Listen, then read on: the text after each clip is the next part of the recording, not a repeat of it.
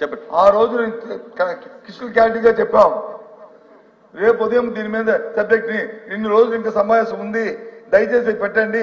ఈ రోజు ఇది కాదు, ఈ రోజు మా ప్రధానమైన సమస్య వచ్చి మీరు ఏదైతే విద్యార్థులు వాళ్ళకి పడుతున్న ఇబ్బందులు ఉన్నాయో, వాళ్ళు ఏదైతే మీరు ఇస్తానన్న నిరుద్యోగ వృత్తి ఉందో దాని మీద మా తాలూకా ఎజెంట్ మోసం ఇచ్చాం, దాని మీద చర్చ జరగాలని చెప్పి ఆ రోజు అడిగాం.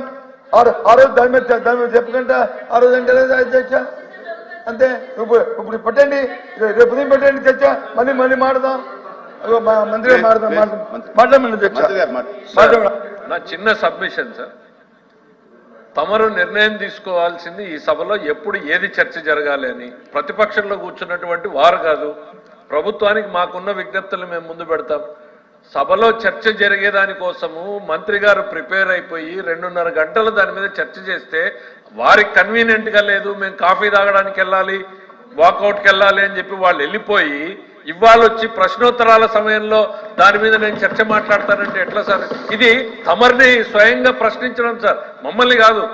తమరు తీసుకున్న నిర్ణయాన్ని ఈ సభలో దీని మీద చర్చ జరుగుతుంది అని మీరు తీసుకున్న నిర్ణయాన్ని మాకు కుదరదు అని అంటే సంతోషం, కానీ మేము డిక్టేట్ చేస్తాం, మేము చెప్పినప్పుడు సభలో చర్చ పెట్టాలి, మేము చెప్పిన అంశమే మా టైం ప్రకారం రావాలి. ఈ ఆలోచన కరెక్ట్ కాదు సార్. ముందు దాని మీద ఆయన క్షమాపణ చెప్తే బెటర్ సార్. ఎందుకనంటే చైర్ నిర్ణయాన్ని వ్యతిరేకించే రకంగా, చైర్ నిర్ణయాన్ని ప్రశ్నించే రకంగా, చైర్నే తప్పు పట్టే రకంగా మాట్లాడడం అనేటువంటిది సరైన విధానం కాదు సార్.